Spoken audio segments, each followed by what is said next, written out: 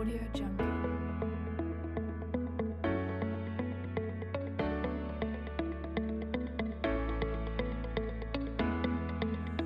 Audio Jungle. Pewarisan sifat makhluk hidup. Bagaimana sifat diwariskan? Apa yang pertama kamu pikir ketika kamu mendengar istilah pewarisan? Apakah kamu berpikir tentang uang atau rumah baru? Orang mewariskan semua itu. Warisan itu mungkin berupa rumah, tanah, uang, bahkan hewan ternak, dan lain-lain. Tentunya, telah banyak orang yang mendapat warisan itu. Tetapi, ada tipe pewarisan lain yang setiap orang menerimanya. Setiap orang mendapat warisan ini yang tersimpan dalam inti dari tiap-tiap sel pada tubuhmu dalam bentuk gen atau pasangan gen.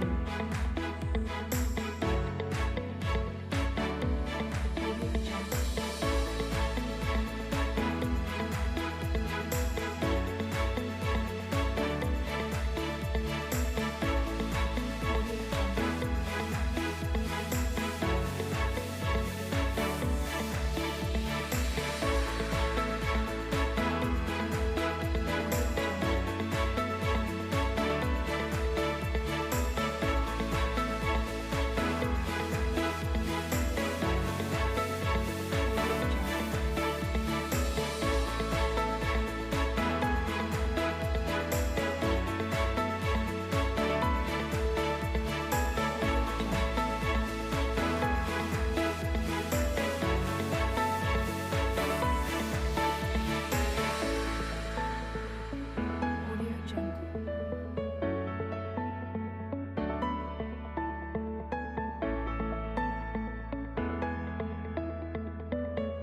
Audio Jungle.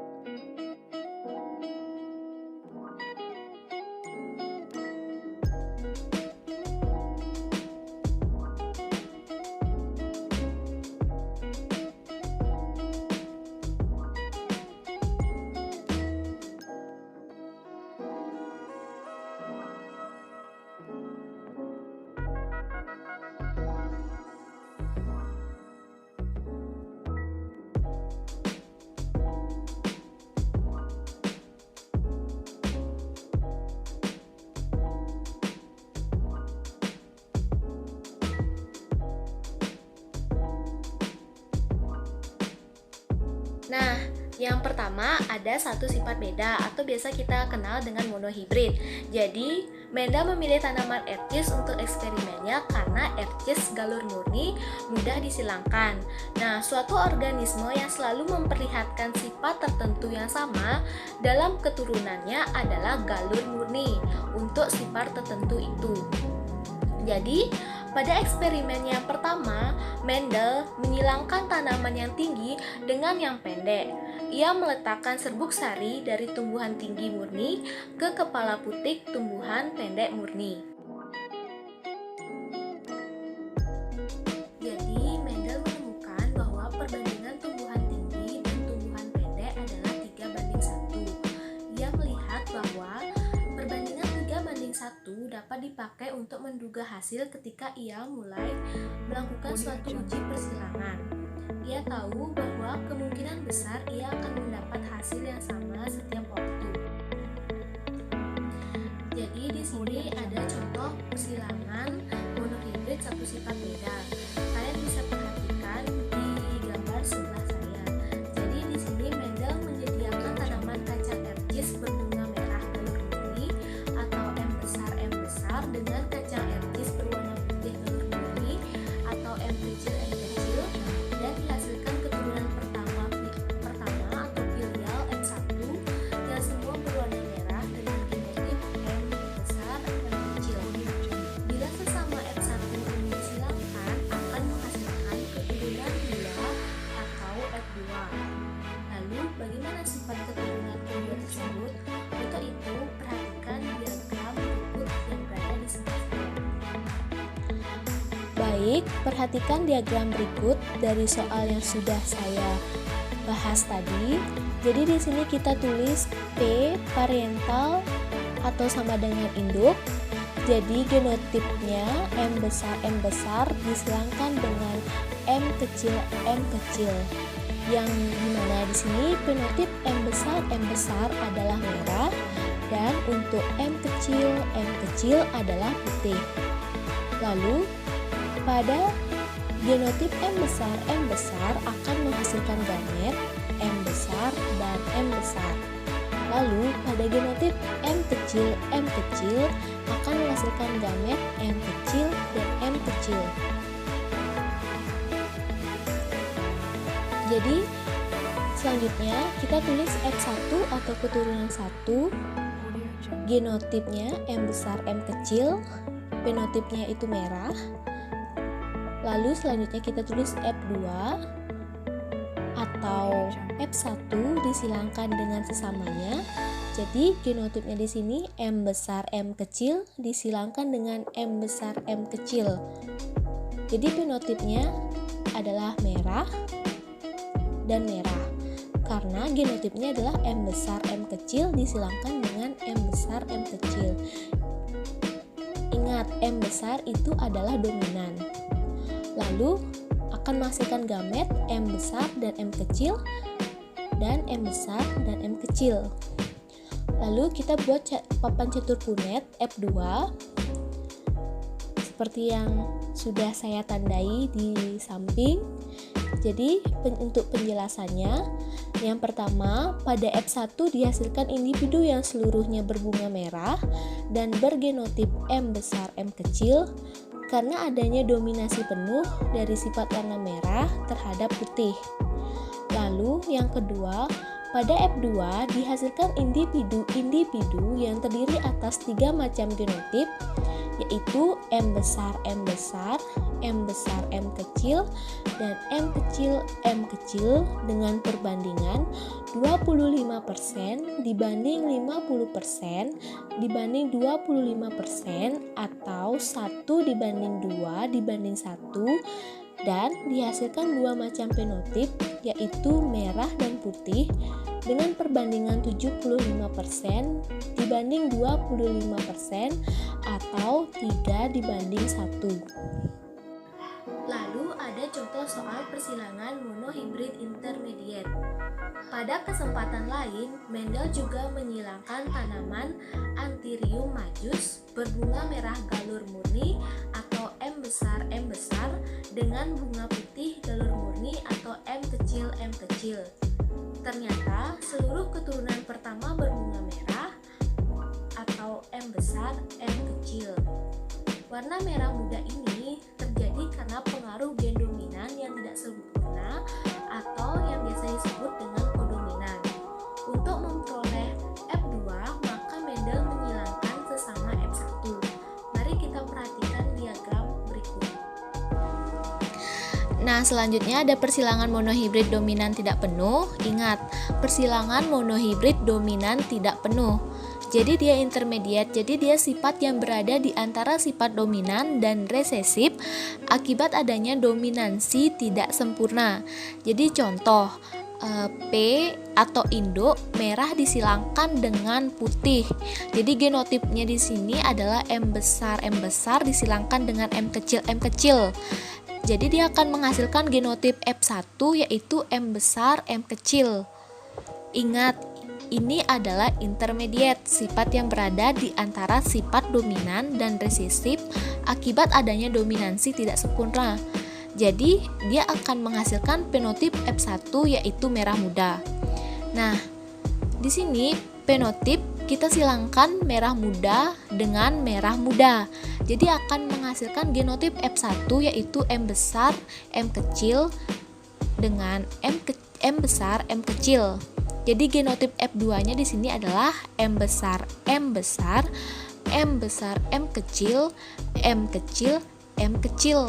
Nah, untuk fenotip F2-nya kita akan mendapatkan hasil rasio 1 merah, 2 merah muda, dan 1 putih. Lalu ada 2 sifat beda atau dihibrid. Jadi persilangan hibrid adalah persilangan dengan memperhatikan 2 sifat yang berbeda. Misalnya RCS berbiji bulat berwarna kuning atau B besar K besar disilangkan dengan RCS berbiji keriput berwarna hijau atau B kecil K kecil. Nah, karena sifat bulat dan kuning dominan terhadap sifat keriput dan hijau, maka turunan pertama semuanya berbiji bulat kuning heterozigot atau B besar B kecil K besar K kecil. Baik, jika sesama F1 ini disilangkan, akan diperoleh 16 kombinasi genotip dan 4 macam fenotip. Untuk lebih jelasnya, perhatikan diagram berikut ini. Jadi P1 fenotip bulat kuning disilangkan dengan keriput hijau. Untuk genotip bulat kuning yaitu B besar K besar. Dan untuk genotip keriput hijau yaitu B kecil K kecil. Di sini B besar K besar akan menghasilkan gamet B dan K. Lalu untuk keriput hijau akan menghasilkan gamet B kecil dan K kecil. Lalu kita cari F1-nya, genotipnya yaitu B besar B kecil K besar K kecil. Nah, di sini fenotipnya itu bulat kuning. Lalu untuk F2, untuk genotip kita silangkan F1 dengan F1 yaitu hasil tadi ya B besar B kecil K besar K kecil. Jadi sini akan menghasilkan gamet B besar K besar, B besar K kecil, B kecil K besar, dan B kecil. Jadi untuk mencari F2 kalian bisa menggunakan papan cetak Punnett seperti yang saya tandai di gambar ini. Jadi dengan demikian, perbandingan fenotip F2 pada persilangan dihibrid tersebut adalah bulat kuning yaitu 9, bulat hijau 3, keriput kuning 3, keriput hijau 1. Jadi menghasilkan perbandingan fenotip F2 yaitu 9 banding 3 banding 3 banding 1. Nah, bisa kalian lihat dari tabel pada gambar itu ada misalkan genotip B besar K besar, fenotipnya bulat kuning, jadi frekuensinya adalah 9/16. Jika genotipnya B besar K kecil, itu fenotipnya bulat hijau dengan frekuensi 3/16. Lalu B kecil K besar itu dengan fenotip keriput kuning itu frekuensinya 3/16. Dan genotip B kecil K kecil fenotipnya keriput hijau dengan frekuensi 1/16. Jadi misalkan jika ada soal seperti berikut. Jika dari persilangan dihasilkan 1600 keturunan, maka kemungkinan diperoleh RCS berbiji bulat warna kuning ialah kalian bisa memakai frekuensinya yaitu 9/16 dikali dengan 1600, jadi sama dengan 900 pohon. Nah, misalkan ada soal lain seperti berikut. Jika dari persilangan tersebut dihasilkan 1600 keturunan, maka kemungkinan diperoleh RCS berbiji bulat hijau ialah, jadi kalian bisa memakai frekuensi dari genotip B besar B besar K kecil yaitu 3/16 dikalikan dengan 1600 dan seterusnya. Lalu ada hasil pewarisan sifat dan penerapannya. Jadi bila kamu melempar sekeping koin, kesempatan untuk mendapatkan gambar atau angka adalah sama atau kira-kira 50-50. Mengapa bisa demikian? Jadi di sini dalam hasil pewarisan sifat dan penerapannya itu ada kemungkinan atau probabilitas. Jadi kemungkinan atau probabilitas ini adalah suatu konsepsi yang membantu kamu menentukan kesempatan bahwa sesuatu itu akan terjadi. Nah, kamu dapat menerapkan prinsip kemungkinan atau probabilitas ini dalam memecahkan soal-soal genetika. Lalu di sini ada penerapan genetika. Jadi bagaimana penerapan genetika tersebut? Yang pertama itu ada penemuan bibit unggul. Di bidang pertanian dan